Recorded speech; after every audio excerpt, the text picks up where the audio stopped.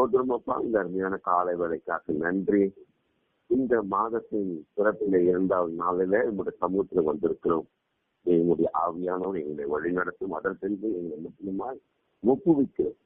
உங்களுடைய வசனம் ஆவியாயும் ஜீவனமாய் இருக்கிறபடினால உங்களுடைய வார்த்தையாவது எங்களை உயிர்ப்பிக்கட்டு, எங்களை மகிமைப்படுத்தட்டு. இந்த மாதத்தினுடைய வாக்குத்தங்களாக இது வாழ உங்களுக்கு சிறப்பு செய்யும்படியா இந்த வார்த்தைக்காக உங்களுடைய மாதத்திலே வந்திருக்கிறோம். மேற்கொண்டதான காவல்துறை சேனை ஊழியர்களை இதா பரிசுத்த ஆவியானவர் ஒற்றுமாய் திருத்தத்துறையிட இயேசு நாமத்தில் ஆமென். இன்று தேவனுடைய வார்த்தையை தியானிக்கின்றதான வார்த்தையானது 1 யோவான் 5ஆம் அதிகாரம் 4ஆம் வசனம். ஆண்டவருடைய வார்த்தையை விதமாய் சொல்கிறது, தேவனால் பிறப்பதெல்லாம் உலகத்தை ஜெயிக்கும். நம்முடைய விசுவாசமோ உலகத்தை ஜெயிக்க ஜெயம் என்று இந்த வார்த்தை இந்த மாதத்தில் நமக்கு கட்டிடப்படுகிறது. எப்பொழுதும் தான், ஆனாலும் ஆண்டவர் இந்த நாளிலே இந்த வார்த்தையை குறித்து ஜெயிக்கும்படியாக நம்மை ஆண்டவர் வைத்திருக்கிறார். இந்த ஜெயத்தை கொடுக்கிறவராய் வைத்திருக்கிறார். இந்த ஜெயமானது நம்முடைய வாழ்க்கையிலும் மாற்றமல்ல, ஊழிய பாதையிலும் இந்த ஜெயத்தை கொடுக்க தேவன் வல்லவராய் இருக்கிறார்.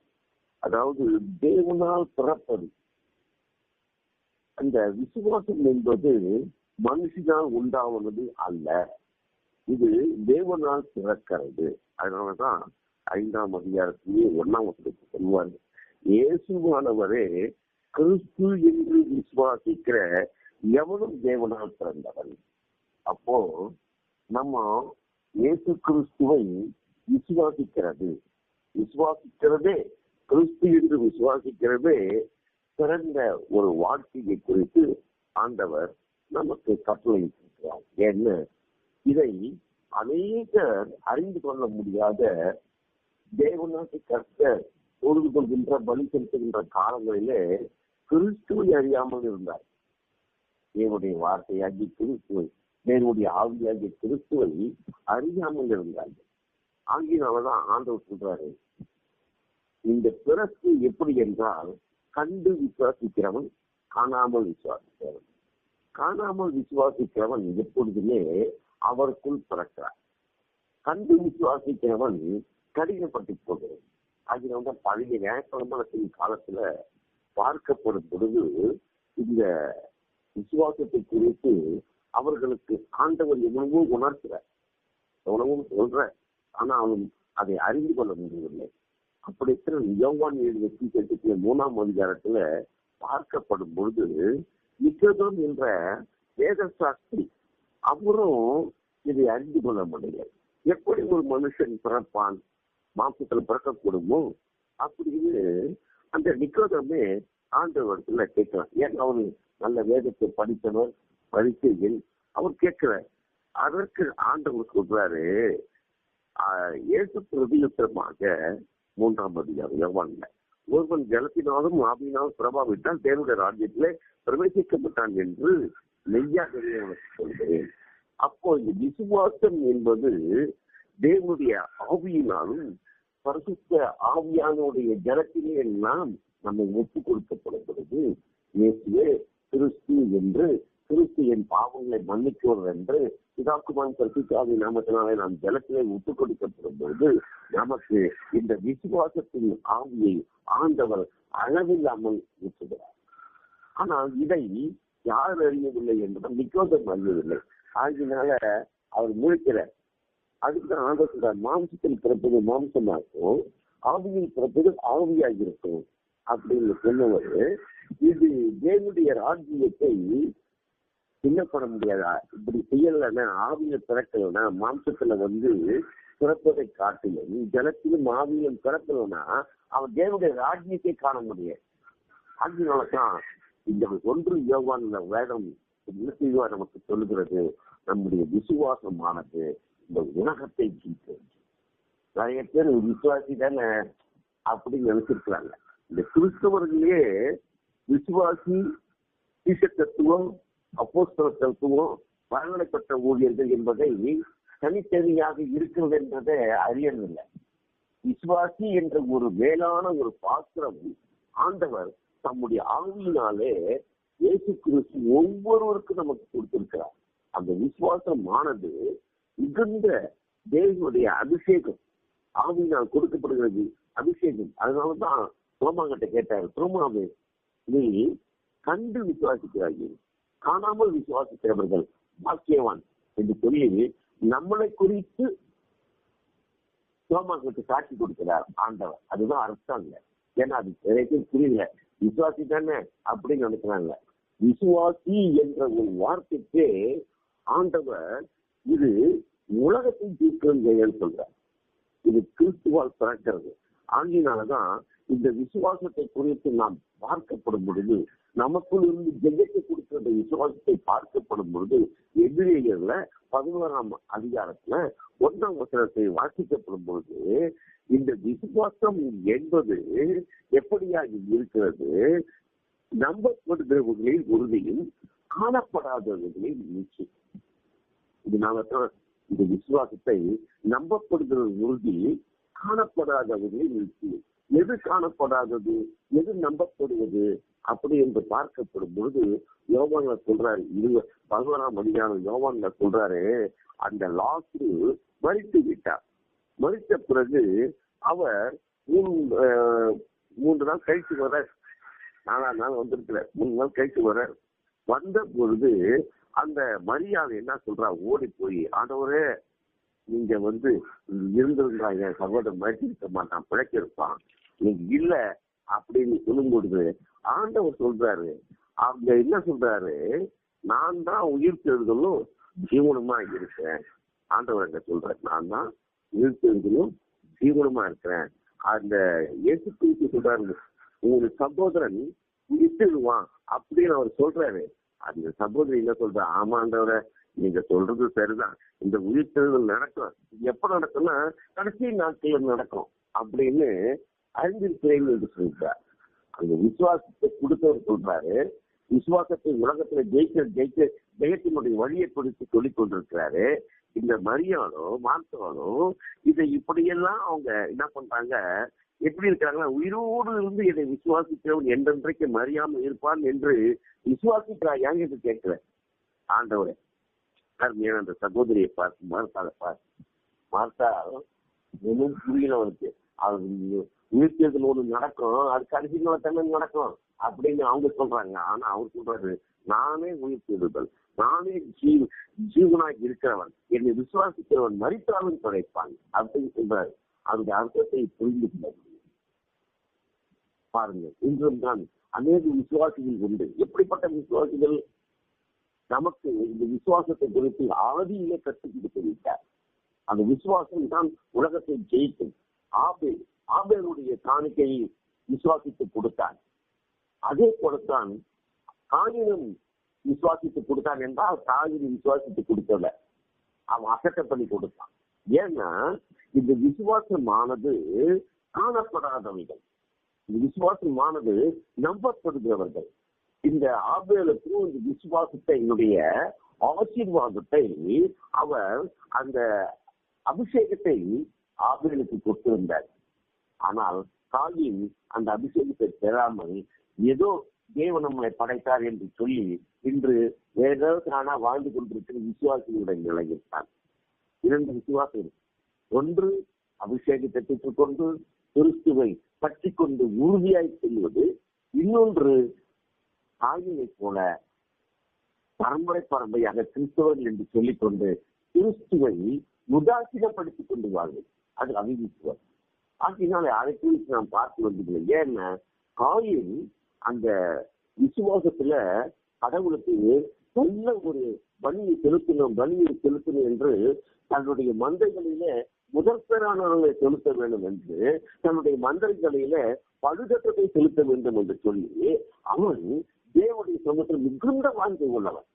ஆனால் தாயின் அசால்ட்டா, அதாவது அதை உதாசீனப்படுத்தி அவனுடைய விளைச்சலில் முதல் ஈட்டை அவன் கொடுக்கவில்லை. இது நிறைய பேருக்கு புரியல. ஆபேலுடைய காணிக்கை ஏன் மறுக்கப்படுகிறது, ஆபேலுடைய காணிக்கை ஏன் ஆண்டவர் நுகரவில்லை என்றால், ஆபேல் காயினுடைய காணிக்கை நுகரவில்லை என்று சொன்னால், ஆபேல் கொடுத்த காணிக்கை எப்பொழுதும் ஆண்டவரிடத்தில் வாஞ்சி உள்ளவராய், தேவனிடத்தில் விசுவாசம் உள்ளவராய், அவருக்கு ஒழுங்காக பக்தியோடு செலுத்த வேண்டும் என்ற ஒரு சிந்தனை இருந்தது. ஆனால் காயினுக்கு அந்த சிந்தனை இல்லை. அதனாலதான் ஆபேல் தன்னுடைய மந்தையில் முதல் பேரானவனை கொடுத்தார். ஆனா இந்த காயின் முதல் பேரானவனை கொடுக்கல. முதல் பேரானதற்கெல்லாம் இவன் சாப்பிட்டுட்டு ஏதோ காணிக்கு ஆண்டவர் விளைய செய்தாரு, அந்த விளைய செய்யறத கொடுக்கலாம், எது வேணாலும் கொடுத்துலாம் பாருங்க ஆண்டவருக்கு அப்படின்னு அந்த காயினை கொடுத்தான். ஆனால் ஆண்டவர் உதாசிகத்தோடு கொடுக்கின்றதான, விசுவாசம் இல்லாத கொடுத்ததான அந்த காணிக்கையாகிய பலியை அவர் ஏற்றுக்கொள்ளாமல் நுகராமல் ஆபேலை ஆசிர்வதித்தார். இதனாலதான் காயினுக்கு பாவம் பாகப்பிரிவை படுக்க ஆரம்பிக்கிறது. என்றும் கூட அநேகர் மாம்சத்திலே பிறக்கிறார்கள். அப்படி இல்லை, ஆண்டவர் ஆவியிலே பிறக்கும். ஆவியிலே பிறந்தால் தேவனுடைய ராஜ்யத்தை காண்பாய். தேவனுடைய ராஜ்யத்துக்குரியவர்கள் தான் இந்த உலகத்தை ஜெயிக்க முடியும். அல்லேலூயா. அதனால இந்த உலகத்தை ஜெயிக்க ஒரு விஷயத்தை இயேசு கிறிஸ்துவானவரே செய்கிறார். என்ன செய்கிறாரு? இறந்து விட்டார். இறந்தவன் உயிரோடு வருவானா என்றால் அது எப்படிப்பட்டது?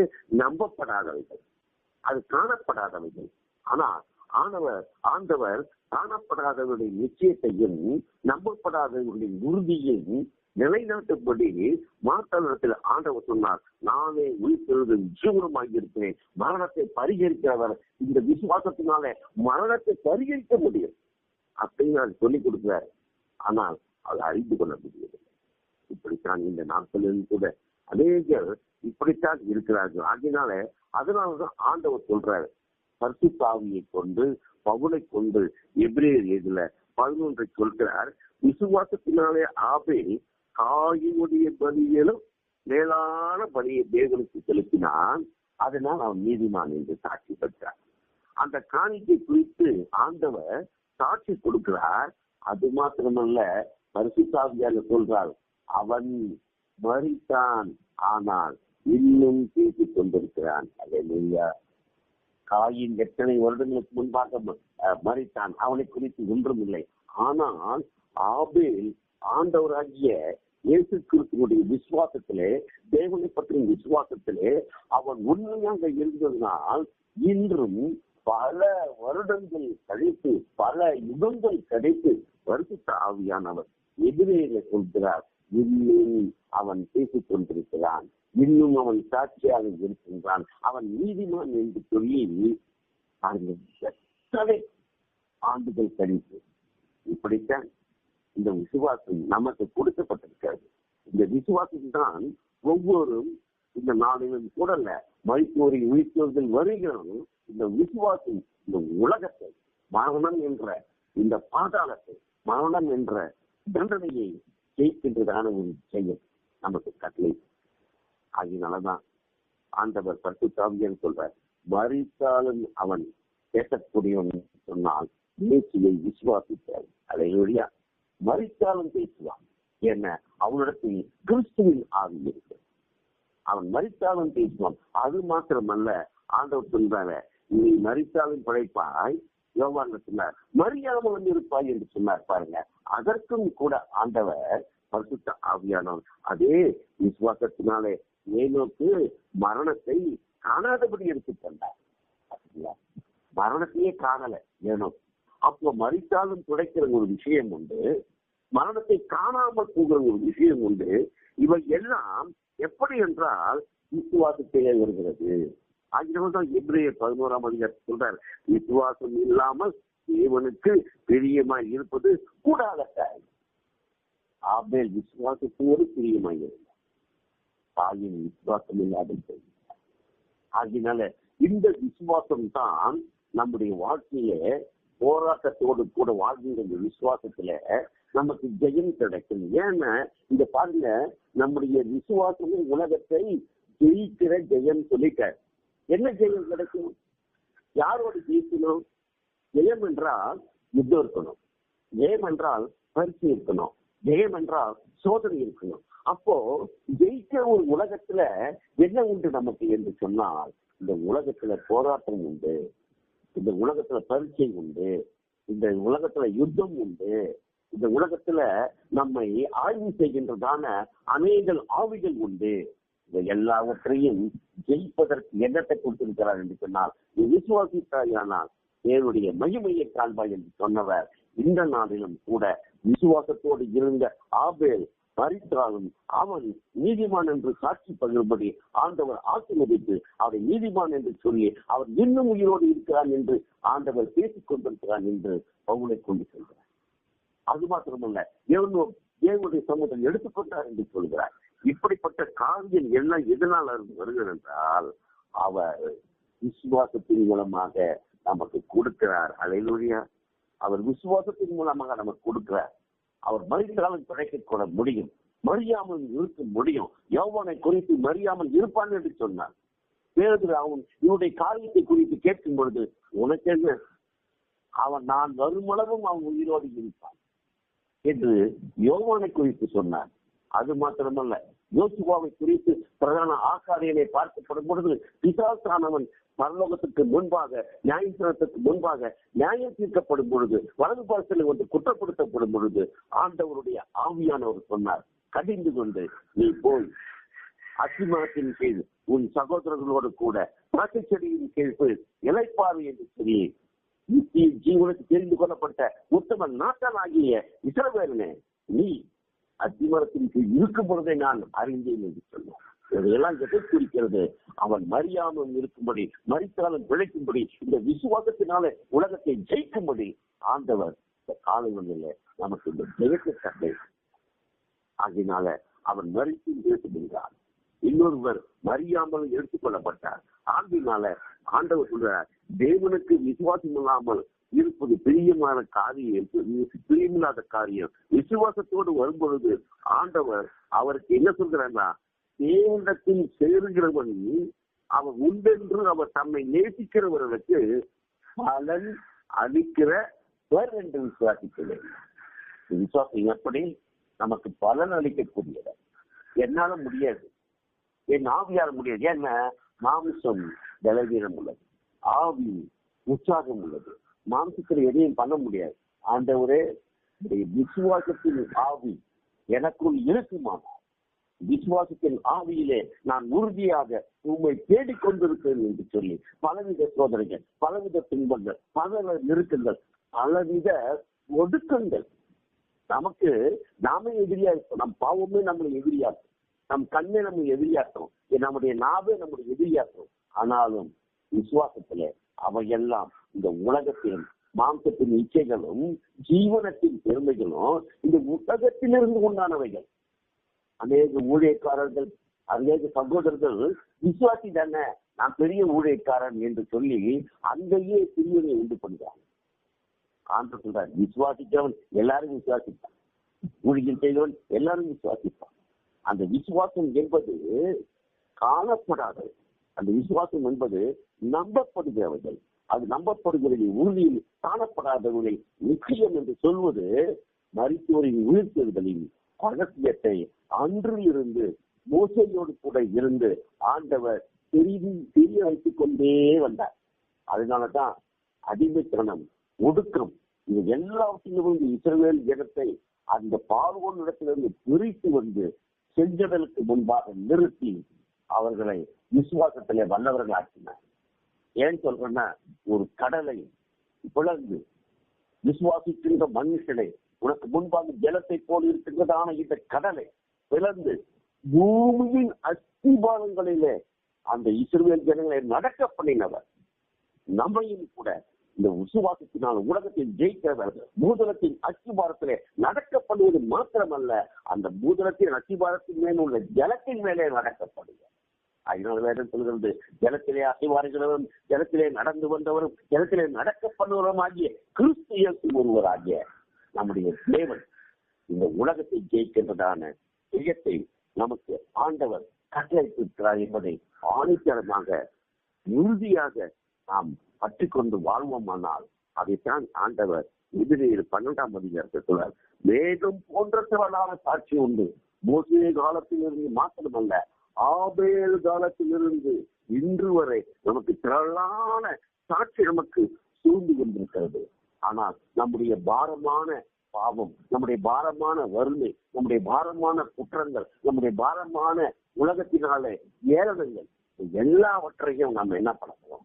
தள்ளிவிட்டு, நெருக்குகின்ற பாவத்தை தள்ளிவிட்டு, இந்த விசுவாசத்தை உனக்கு எனக்கு தொடங்கினவர் அந்த சராசரங்களை உண்டாக்கி விசுவாசத்தை தொடங்கினவர் அவர். எப்படிப்பட்ட விசுவாசம்? மரித்தாலும் பிழைத்தார், மறியாமல் இருப்பார் என்ற இந்த விசுவாசத்தை தொடங்கினவர் முடியும் வரை இழுத்து நம்மை ஞாபகத்திற்க இந்த ஓட்டத்திலே பொறுமையாய் ஓடி இந்த உலகத்தை ஜெயிக்கும்படியா தேவன் நம்மை அபிஷேகம் பண்ணி அதை முதல்ல இந்த உலகத்தை ஜெயிக்கும்படி அபிஷேகம் பண்ணியிருக்கிறார். தேவன் ஆசீர்வதிப்பார். அப்படியாய் உலகத்தை ஜெயிக்கிற ஜெயத்தை ஆசீர்வதிப்பார். சோதரம்